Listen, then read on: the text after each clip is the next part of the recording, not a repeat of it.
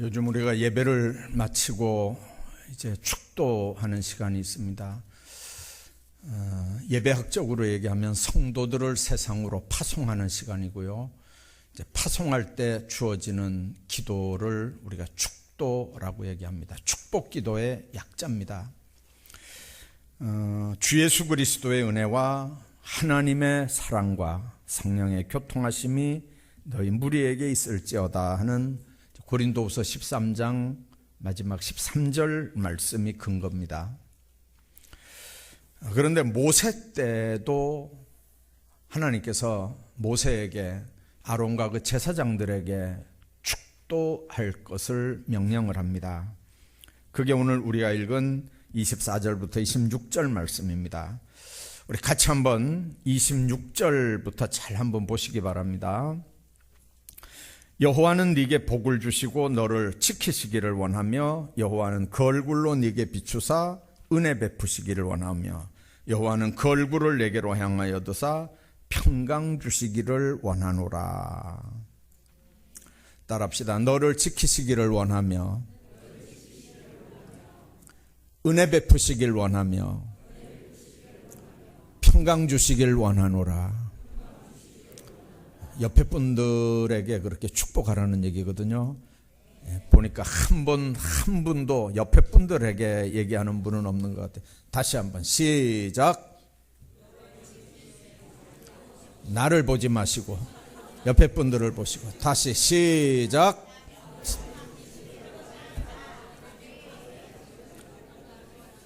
예. 오늘 본문 말씀은 출애굽하는 이스라엘 백성들에게 하나님은 모세를 통해서 그렇게 축복하고 광야길을 걷게 하시는 거거든요. 제사장에게 왜 이런 축복 기도를 하고 그들로 그 기도를 받고 광야길을 행하라고 하는 걸까요? 축복 기도 받지 않고는 백성들이 결코 광야를 걸어갈 수 없기 때문에 그렇습니다. 축복 기도를 붙잡지 않고는 험악하고 불안한 미래를 걸어갈 수 없기 때문에 하나님은 그 위태함, 그 불안함을 아시고 그 자녀들을 축복하는 일을 지금 모세에게 명령을 하는 겁니다. 그래서 제사장이 하나님의 이름으로 백성을 축복하면 그건 제사장의 권위가 아니고 하나님께로 부여받은 하나님의 권위로 하나님의 축복이 선포되는 거고, 이제 그러면 하나님은 제사장들이 축복한 대로 이스라엘 자손에게 반드시 축복하겠다는 약속입니다. 베드로전서 2장에 보면 베드로는 성도들을 왕 같은 제사장이라고 이제 그렇게 말씀하고요. 이제 그 구절을 근거로 해서 개혁자 루터는 만인 제사장설을 주장합니다. 오늘 개혁교회들은 개혁교회 모든 성도들이 목사만이 아니고 모든 성도들이 예수 이름으로 하나님께 나아가는 제사장들이고 이웃에게 축복을 선포해야 될 사명자들이라고 그렇게 가르치고 우리도 그렇게 믿고 있습니다. 오늘은 본문을 중심으로 아론과 아들 제사장들에게 이스라엘을 축복하라고 명령하신 그 내용이 뭔지 한번 살펴보고 또 그 축복 기도에 대해서 하나님이 어떻게 응답하시고 하나님께서 명령하신 그 말씀을 하나님은 어떻게 책임지고 역사하시는지 살펴보면서 은혜를 나누려고 합니다.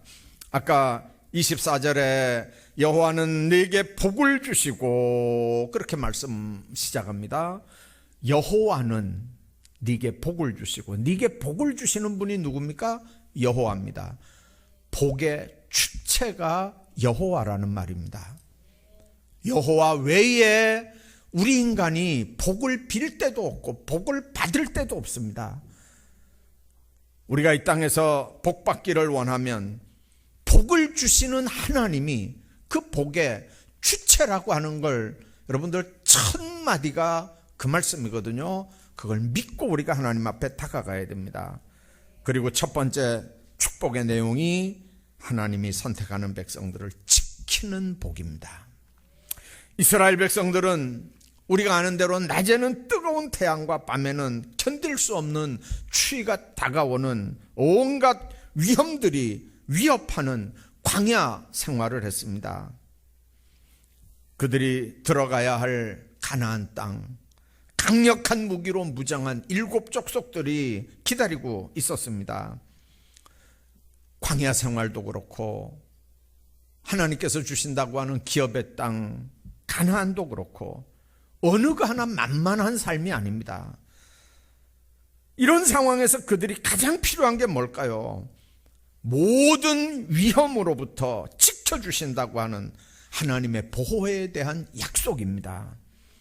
하나님께서 이스라엘 백성들에게 처음으로 축복하라고 하는 내용이 하나님이 지켜주시기를 원한다는 축복의 내용입니다. 하나님의 보호하심은 이스라엘 자손에게만 필요한 게 아닙니다. 때로는 광야 같은 인생을 살아가는 오늘 우리 모두에게도 필요합니다. 알지 못하는 질병과 전염병, 각종 재해와 사고들이 우리를 위협합니다. 이럴 때 가장 강력한 힘으로 우리를 지켜주신 분이 하나님인 걸 믿으시길 바랍니다. 우리에게 지금 있는 거, 우리가 지금 이렇게 살고 있는 거 하나님께서 보호하셔서 가능한 거고요. 하나님의 보호하심과 인도하심이 떠난다면 지금 있는 것, 누리는 것 모두 일순간에 다 잃어버릴 수도 있다고 하는 걸 여러분들 아셔야 합니다. 하나님 안에 있기 때문에, 은혜 안에 있기 때문에, 하나님께서 우리를 지켜주시기 때문에 이 모든 일이 가능하다고 하는 걸 여러분들 깨달으시고 감사하는 삶들 살 수 있길 바랍니다. 해외여행 한 번씩은 다 해보셨죠? 국제선 비행기가 이게 제일 높이 날아가는 때가 지상에서 8,000m 상공이라고 그럽니다. 그 외부 온도는요, 영하 40도에서 50도가 되고요. 8,000m 위에는 영하 40도, 50도가 된대요. 산소는 없고요. 자, 그런데 창문을 열면 산소 없어서 죽고요. 추워서 죽는 거예요. 근데 비행기 문을 꽉 닫고 그 안에 있으면 비행기가 자동으로 온도를 높여주고요. 자동으로 산소를 공급해 줍니다. 그렇기 때문에 비행기 안에만 있으면 아무 염려, 걱정 없거든요. 마찬가지예요. 오늘 우리가 살아가는 세상, 비행기 밖 같은 세상이에요. 광야 같은 세상이에요. 우리도 인생 항로에서 누구나 겨울을 맞을 수 있습니다. 숨도 못 쉴 답답한 상황 당할 수 있습니다. 그러나 비행기 안에 있으면 안전한 것처럼 예수 안에 있는 사람은 아무런 근심 걱정 없어도 됩니다. 왜 그러냐면 그분이 지키시고 보호하시기 때문에 그렇습니다. 그러나 교회를 떠나고 말씀을 떠나고 은혜를 떠나 산다면 그와 함께 하나님의 축복도 떠나버리고 맙니다. 그러므로 우리는 하나님의 곁을 떠나지 않고 항상 말씀 속에 보호받는, 지킴을 받는 삶을 살아야 합니다. 때를 따라 도우시는 은혜로 우리를 보호하시고 지켜주시는 은혜가 주님 안에서 사는 우리 모두에게 함께 하시기를 주의 이름으로 축복합니다. 뿐만 아니라 두 번째 축복입니다. 긍휼의 은혜를 베푸시는 주의 복입니다. 지켜주시는 것도 주님이 우리에게 주시는 복이지만 때를 따라 돕는 긍휼의 은혜들이 우리에게 있어야 합니다. 25절에 그랬습니다. 여호와는 그의 얼굴을 내게 비추사 은혜 베푸시기를 원하며, 하나님이 얼굴을 내게로 들어주신다고 하는 것, 얼굴을 우리에게 향하게 하신다는 것, 그건 하나님의 백성들을 하나님은 축복하시기로 작정하시는 얘기입니다. 우리가 인간관계도 그렇잖아요. 인간관계도 보기 싫은 사람 있잖아요. 어제 어떤 분이 저한테 그런 얘기를 했어요. 이런 사람 어떻게 해야 됩니까? 그래서 제가 그랬어요. 눈 똑바로 뜨고 그 사람 쳐다봐라. 그러든지 아니면 눈을 싹 돌려가지고 보지도 말아라. 제가 잘못 가르친 건지 모르겠는데요.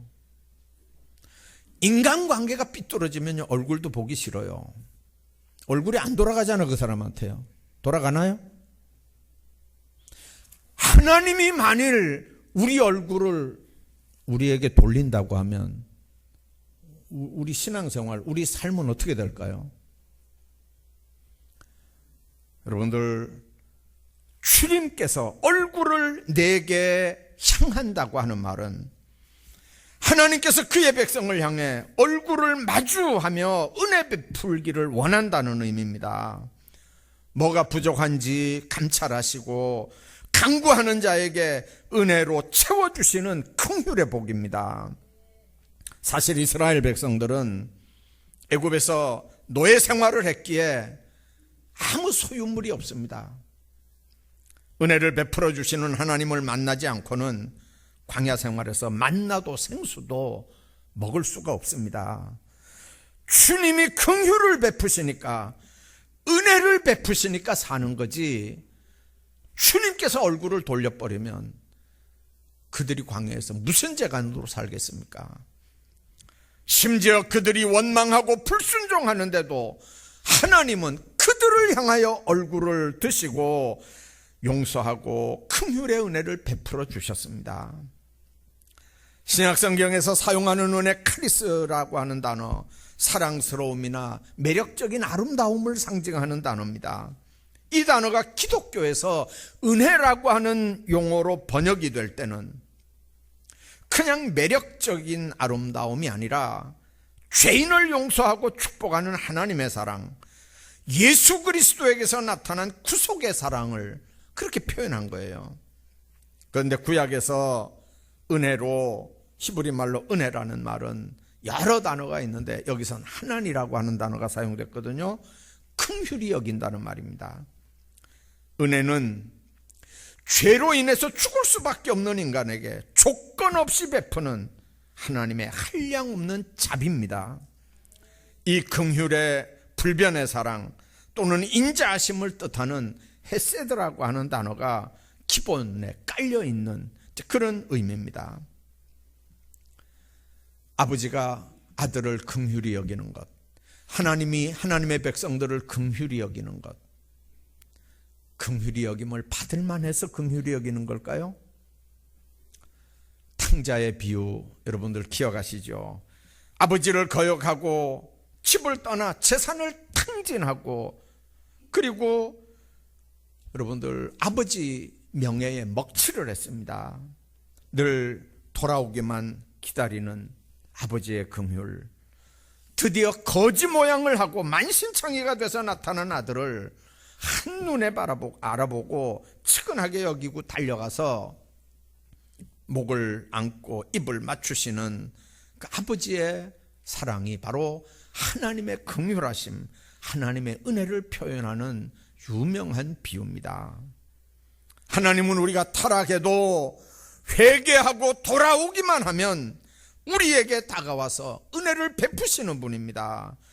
결국 은혜라고 하는 게 뭡니까? 우리의 죄를 용서하시고 긍휼히 여겨주시는 하나님의 사랑을 의미하는 겁니다. 아무런 조건도 없이 죄인을 용서하고 구원하고 영생을 주시는 하나님의 초월적인 사랑을 믿고 하나님께서 나에게 축복해 주시기를 바라는 그 믿음을 가지는 게 하나님 앞에 온전한 신앙생활입니다. 어떤 사람은 그렇게 얘기합니다. 교회에서 축복을 말하는 것, 이건 기복신앙이다 하면서 불편해합니다. 복을 바라면서 예수 믿는 게 진짜 믿음일 수 있느냐, 그렇게 묻기도 합니다. 근데 우리는 하나님의 축복을 받을 자격이 있습니까? 축복은 물론 죄사함이나 구원의 문제도 마찬가지입니다. 자격이 있어서 받는 겁니까? 우리 모두는 하나님 앞에 그런 은혜를 누릴 수 있는 어떤 조건이나 자격도 가진 게 없는 사람들입니다. 그런데 하나님의 축복과 은혜는 냉정하게 얘기하면 자격을 통해 얻는 게 아니지 않습니까? 오직 우리를 향한 하나님의 사랑을 근거로 누릴 수 있는 겁니다. 예수 믿을만 해서 믿나요? 어떨 때 이렇게 보면요, 우리보다 똑똑한 사람들이 얼마나 많은지 몰라요. 어떨 때 저는 그렇게 생각합니다. 하나님이 왜 나 같은 걸 목사로 선택해서 여태 썼을까? 쓰시면서 얼마나 답답했을까? 왜 그러냐면요, 머리 좋은 사람들 얼마나 많은지 몰라요. 똑똑한 사람도 얼마나 많은지 모르고요, 말 잘하는 사람도 얼마나 많은지 모르고요, 외모가 번듯한 사람도 얼마나 많은지 모르는데, 근데 하나님 왜 그런 사람들을 예수 믿게 안 하고, 왜 그런 사람들을 선택해서 쓰지 않고, 왜 나 같은 걸 한평생 이렇게 쓰시면서 주님은 얼마나 답답해 하셨을까? 그런 생각 하거든요, 요즘에. 뭐라고 대답해야 되겠어요?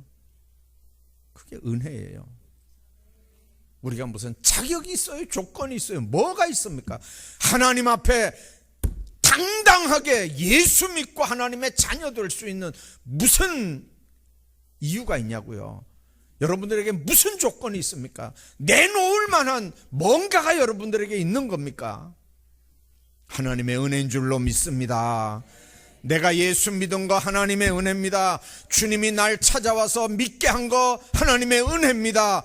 죄사함 받게 한 거, 그걸 믿게 하는 거 하나님의 은혜입니다. 지금 그 주님이 나와 함께 하시는 거 하나님의 은혜인 줄로 믿습니다.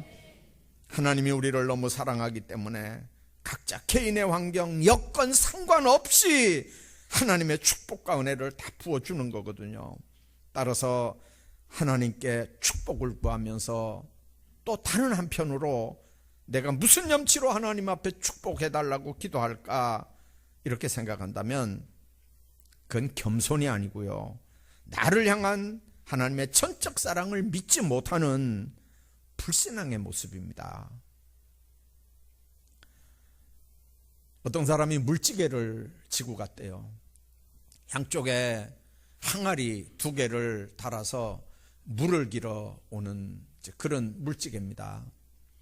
그런데 한쪽 물지개는 깨끗한데요, 한쪽 물지개는 한 중간쯤에 이 구멍이 이렇게 깨져서 이렇게 금이 간 거예요. 그래서 이 사람이 가서 물을 2동이에 잔뜩 길어서 출발은 하지만 집에 와보면 한 동이는 그대로 까뜩 있는데 한 동이는 반밖에 없는 거예요. 그래서 어느 날 그 물동이가 주인한테 그랬대요. 주인님, 제가 깨진 항아리인데 괜히 저에게 물을 담아 다니면서 주인님 너무 힘들지요. 2번일 하시지 말고 저를 버리시고 그냥 깨끗한 항아리로 물을 담아 오세요. 그랬더니 주인이 그러더래요. 깨진 항아리, 금간 항아리 나도 알아. 근데 우리가 지나왔던 저 길을 한번 봐라. 이쪽 길은, 안 깨진 항아리가 지나온 길은 저렇게 먼지만 나는 길이잖아. 근데 네가 있었던 그 길, 물을 질질 흘리면서 왔던 저 길을 한번 봐라. 온갖 풀이 나고 들풀이 나고 꽃이 피고, 이 얼마나 아름다운 생명들이냐. 너의 깨짐, 너의 부족함, 금이 가서 물을 질질 흘리는 것 같고 난 헛수고하는 것 같아도 바로 그 일을 통해서 난 저 생명들을 기르고 지금 영광을 거두고 있지 않느냐, 그러시더라는 얘기거든요. 여러분들, 어떤 때는 많은 사람들이 너무 완벽함을 추구합니다. 자신의 금이 간 모습을 수치스럽게 여깁니다. 어떤 때는 자신을 가치 없는 존재로 여겨서 스스로 좌절할 때도 있습니다. 그러나 오히려 세상이 삭막하게 되는 건 금이 간 인생 때문이 아니라 너무 완벽한 사람들 때문이지 않을까요? 금이 좀 가면 어떤데요? 틈이 좀 있으면 어떤데요? 좀 부족하면 어떤데요? 세상을 삭막하게 만드는 똑똑한 사람들이 너무 많은 이 세상에서도 나의 나 된 것은 하나님의 은혜인 줄 알고 늘 그 은혜에 감사하는 삶을 살아 나가시기를 주의 이름으로 축복합니다. 세 번째 축복이 평강을 주시는 복입니다. 오늘 26절을 한번 보십시오. 여호와는 그 얼굴을 내게로 향하여 드사 평강 주시기를 원하노라 할지니라. 우리가 아는 대로 평강은 샬롬입니다. 하나님과의 관계에 기초한 평강을 얘기합니다. 전쟁이 없는 상태의 평화가 아니라 심지어 전쟁 속이라 할지라도 주님이 주시는 적극적인 평강이 샬롬입니다. 세상에 평강 싫어하는 사람이 어디 있겠습니까? 우리 주님은 평안을 너희에게 끼치노니 곧 나의 평안을 너희에게 주노라. 내가 너희에게 주는 것은 세상이 주는 것 같이 아니하니라. 너희는 마음에 근심하지도 말고 두려워하지도 말라고 요한복음 14장에 말씀했고, 부활하셔서 제일 먼저 제자들에게 하셨던 말씀이 너희에게 평강이 있을지어다 였습니다. 하나님이 주시는 평강은 세상의 평강과 다르다는 거예요. 세상적이고 인간적이고 인위적인 평강은 곧 무너지고 마는 평강입니다. 하나님이 우리에게 하신 말씀은 두려워하지 말라, 놀라지 말라, 겁내지 말라, 걱정하지 말라, 무서워하지 말라, 근심하지 말라, 염려하지 말라. 내가 너와 함께 한다. 내가 너를 붙들어 준다. 내가 너를 지킨다. 내가 너를 보호해 준다. 내가 너를 인도한다. 눈동자같이 내가 너를 지키겠다. 평강의 약속들입니다. 이렇게 약속하신 주님 안에서 누리는 평강이 진정한 평안인 줄로 믿습니다. 430년 살던 애굽을 떠났지만 아직 약속의 땅 가나안에 들어가지 못하고 광야의 길을 걷고 있던 이스라엘 자손들에게 마음의 평안함이 없었습니다. 불안만 가득했습니다. 가야 될 가나안 땅이 어떤 땅인지, 누가 기다리고 있는 건지도 모릅니다. 이걸 잘 아는 하나님이 평강의 축복을 모세를 통해서 아론 제사장들로 주라고 지금 명령하는 겁니다. 오늘 본문 말씀은 우리에게 말씀합니다. 여호와는 그 얼굴을 내게로 향하여 드사 평강 주시기를 원하노라. 그분이 우리를 향하여 얼굴을 드셔야 평강 누릴 수 있습니다. 만일 그분이 우리를 외면한다면, 만일 그분이 우리를 향해서 얼굴을 돌려버린다면 우리는 세상의 모든 걸 쌓아놓고 산다 할지라도 평강과는 상관없는 비참한 인생이 되는 겁니다. 평강은 하나님이 주시는 최고의 축복인 줄로 믿습니다. 우리 마음속에는 하나님의 평강이 있어야 합니다. 아무리 재산이 많아도 마음의 평강이 없으면, 아무리 권력을 가지고 있다 할지라도 평화가 없으면, 최고의 인기를 누리고 산다 할지라도 평화가 없으면 그것들은 아무 소용도 없는 인생이 됩니다. 세상적인 것들을 떠나지 못하고 불안과 두려움, 공포 속에 사는 사람들이 얼마나 많습니까? 여러분들이 아까 옆에 분들을 축복했던 것처럼 저도 여러분들을 축복합니다. 하나님이 여러분들을 지켜주시기를 원합니다. 하나님이 여러분들에게 은혜 베풀어 주시기를 원합니다. 하나님이 여러분들에게 평강 주시기를 원합니다.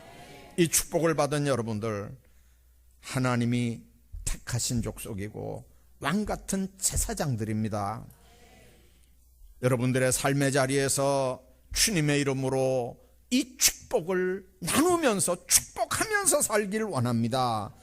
누군가를 위해 축복하고 누군가를 위해 축복 기도해 줘야 되는 게 우리가 세상에서 살아야 될 삶의 자세요, 우리의 사명입니다. 누군가를 위해 축복 기도할 수 있는 제사장들의 사명을 잘 감당하며 살아가시기를 주의 이름으로 축복합니다.